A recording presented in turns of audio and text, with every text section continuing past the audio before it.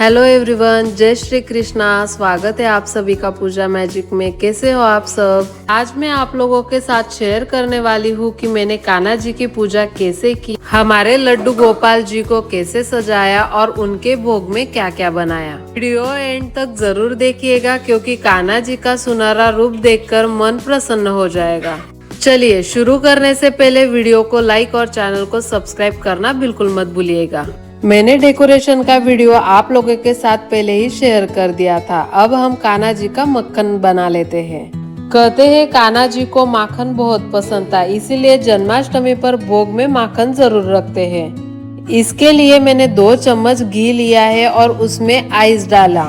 अच्छे से घुमाते रहना है जब तक वो कटोरी में न जम जाए।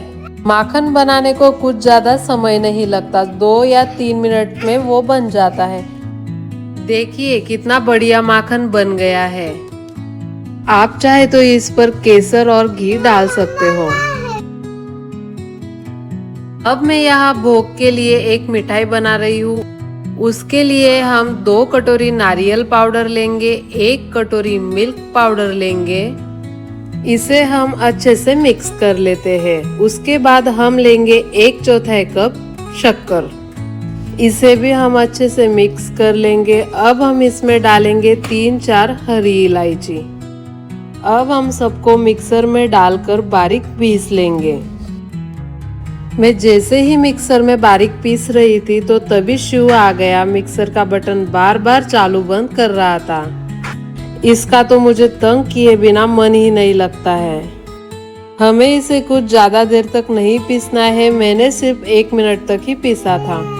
मैंने अब इसे मिक्सर में अच्छे से पीस लिया है। आप देख सकते हैं हमें कुछ इस तरह बारीक चाहिए। अब हम इसमें थोड़ा सा दूध डालेंगे। मैंने 3 चम्मच दूध डालकर इसे अच्छे से हम डो बना लेंगे। ध्यान रखिएगा इसमें ज्यादा दूध नहीं लगता है, थोड़ा सा ही दूध लगता है क्योंकि हमारा नारियल भी ऑयल छोड़ता है। देखिए अब हमारा डो बन चुका है। अब मैं इसमें फूड कलर ऐड कर रही हूँ। मैंने रेड कलर ऐड किया है, आप चाहे तो पिंक भी डाल सकते हो। मुझे कलर थोड़ा कम लगा तो मैंने और 2 बूंद उसमें डाल दी। अब इसे हम अच्छे से मिक्स कर लेते हैं। हमारा डो बनकर तैयार है। अब मैं 1 कटोरी में काजू और बादाम मैंने चॉप करके रखे थे वो हम उसमें डाल देंगे। अब हमने जो डो बनाया था अब वो उसमें से हम थोड़ा सा ड्राई फ्रूट्स में डाल देंगे और अच्छे से मिक्स कर लेंगे। हमें ड्राई फ्रूट्स की कंसिस्टेंसी भी डो जैसी बनानी है। ऐसे करने से हमारे ड्राई फ्रूट्स मिठाई में अच्छे से सेट हो जाएंगे। ड्राई फ्रूट्स हमारे डो फॉर्म में आ चुके हैं। अब मैंने यहाँ एक कंटेनर लिया है, उसमें अब मैं प्लेन वाला डो डाल दे रही हूँ। उसे अच्छे से प्रेस करके सेट करने के बाद उसके ऊपर मैं ड्राई फ्रूट्स वाला लेयर डाल रही हूँ। इसे भी हम अच्छे से सेट कर लेंगे। ये लेयर से मिठाई में बहुत बढ़िया स्वाद आता है। अब इसके ऊपर मैं फिर से एक प्लेन वाला डो डाल दूंगी और अच्छे से सेट कर लूंगी। इसे मैं थोड़ा चम्मच से सेट कर रही हूँ ताकि ये थोड़ा सा प्लेन हो जाए। इसे अब मैं 10-15 मिनट के लिए फ्रिज में रख दे रही हूँ ताकि ये अच्छे से सेट हो जाए। जब तक ये सेट हो रहा था तब तक मैं बाकी तैयारी कर रही थी। अब मैंने कान्हा जी के कपड़े और श्रृंगार अच्छे से सजा दिए। मुझे तो कोई भी फेस्टिवल हो तो यही लगता है क्या क्या करूँ और कितना करूँ। आपको भी ऐसा ही लगता है क्या? कमेंट में ज़रूर बताना। अब हमारे 10 मिनट हो चुके हैं। अब हमारी बर्फी रेडी हो चुकी है। देखिए कितनी बढ़िया लग रही है।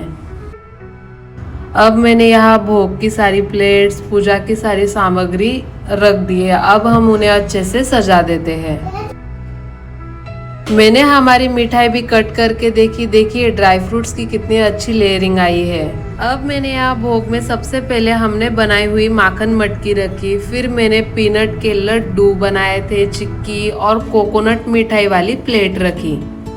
पर शिव के पापा को मेरा भोग मैनेजमेंट अच्छा नहीं लगा तो उन्होंने गाइड किया, फिर वैसे सजाया। अब मैंने यहाँ अच्छे से सारी चीजें सजा दी थी। कान्हा जी का श्रृंगार ये सब मैंने यहाँ दुबई से ही लिया है। ड्रेस, मुकुट, बांसुरी। मैंने भोग में माखन मटकी, पीनट का लड्डू, चिक्की, कोकोनट मिठाई, फ्रूट्स में एप्पल, बनाना, कुकुम्बर और मैंने मथुरा के पेड़े बनाए थे वो, काजू, बादाम, दही, मैंने चूड़ा बनाया था, मैंने वो भी रखा और हमने माखन बनाया था वो भी। ज्यादा कुछ नहीं, छोटा सा भोग बनाया है लड्डू गोपाल जी के लिए।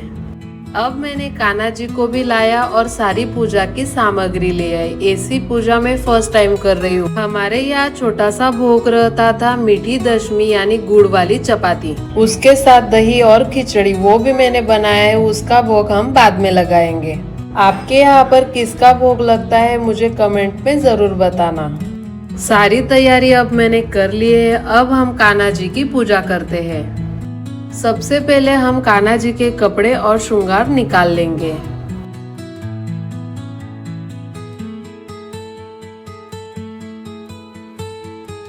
भगवान की पूजा हमेशा दिया लगाकर करनी चाहिए, तो सबसे पहले हम घी का दिया लगा लेते हैं और अगरबत्ती जला लेते हैं।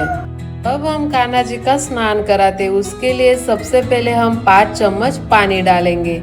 शुद्धता और जीवन का प्रतीक होता है। अब हम 5 चम्मच दूध डालेंगे, समृद्धि और पवित्रता के लिए। अब हम 5 चम्मच दही डालेंगे, स्वास्थ्य और शक्ति का प्रतीक है।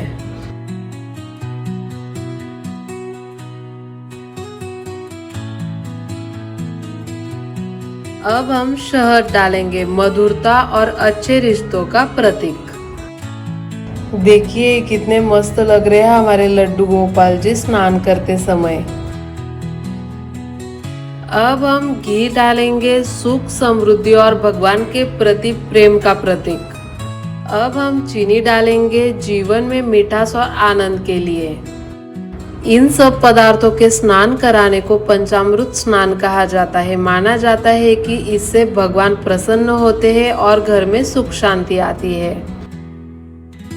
अब हम कान्हा जी पर पानी डालकर अच्छे से स्नान करा लेते हैं। अगर आपका नहीं निकले तो आप दूध डालकर भी स्नान करा सकते हो। कान्हा जी का अच्छे से स्नान कराने के बाद अब हम रुमाल से अच्छे से पोंछ लेते हैं।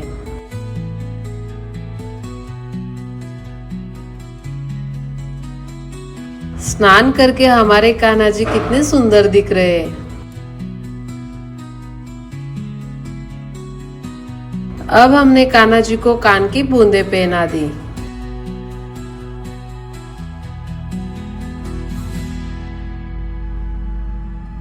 अब हम कान्हा जी को सुंदर सा ड्रेस पहना देते हैं।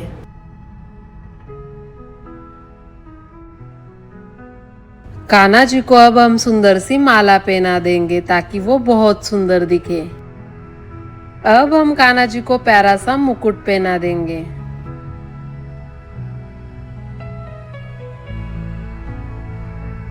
अब हम कान्हा जी को बांसुरी देंगे, उसके बिना कान्हा जी का श्रृंगार अधूरा है।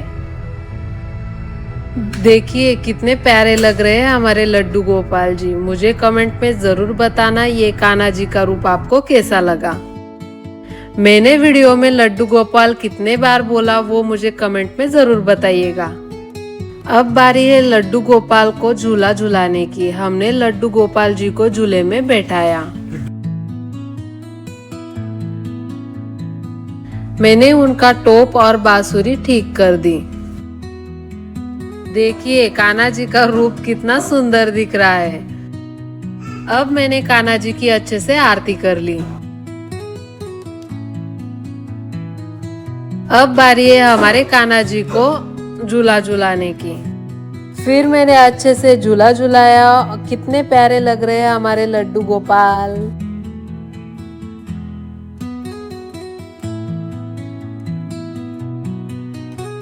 फिर बारी आती है भोग लगाने की। फिर मैंने अच्छे से भोग लगाया। मैंने कान्हा जी को माखन खिलाया।